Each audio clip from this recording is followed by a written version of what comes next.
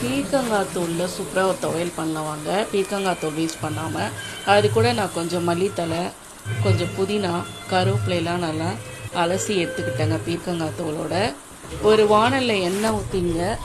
எண்ணெய் காஞ்சோடனே 1 ஸ்பூன் முழு உளுத்தம்பருப்பு, 1 ஸ்பூன் கடலைப்பருப்பு போட்டு இதை நல்லா செவக்க வறுத்துடுங்க. செவக்க வறுத்ததுக்கப்புறம் ஒரு 10 சின்ன வெங்காயம் போட்டுக்கோங்க. 2 பச்சை மிளகாய் கீறி விட்டு போட்டுங்க. முழு மிளகாய் பச்சை மிளகாய் போட்டிங்கன்னா வெடிக்கும். கூட 4 வரமிளகா போட்டுங்க. இதை நல்லா வதக்கிட்டுங்க. அதுக்கப்புறம் அந்த பீர்க்கங்காய் தோலோட அலசி வச்சு மல்லித்தலை, புதினா, கருவேப்பிலை சேர்த்து நல்லா பச்சை வாசம் போட்டு ஒரு 5 நிமிஷம் நல்லா பரட்டி விட்டுக்குங்க. அதுக்கப்புறம் இது கூட ஒரு 1/4 மூடி நல்லா துருவின தேங்காய் போட்டு கடைசியாக பரட்டி விட்டுட்டு இதை ஆஃப் பண்ணிவிட்டு ஆற வச்சுருங்க. ஆற வச்சதுக்கு ஒரு மிக்ஸி ஜார் சேர்த்து இது கூட ஒரு கொட்டை புளி, தேவையான அளவு உப்பு போட்டு நல்லா நைஸாக அரைச்சி எடுத்துங்க. இதே போல் அரைச்சி எடுத்துக்கங்க.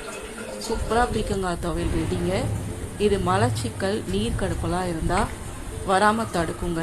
அடிக்கடி சாப்பாட்டில் எடுத்துக்கிட்டிங்கன்னா ரொம்ப சுவையாக இருக்கும். சாப்பாட்டில் போட்டு சாப்பிடும்போது அவ்வளோ அட்டகாசமாக இருக்குங்க. நீங்களும் கண்டிப்பாக ட்ரை பண்ணி பாருங்கள். டேஸ்ட்டு சும்மா வேறு லெவலில் இருக்கும்.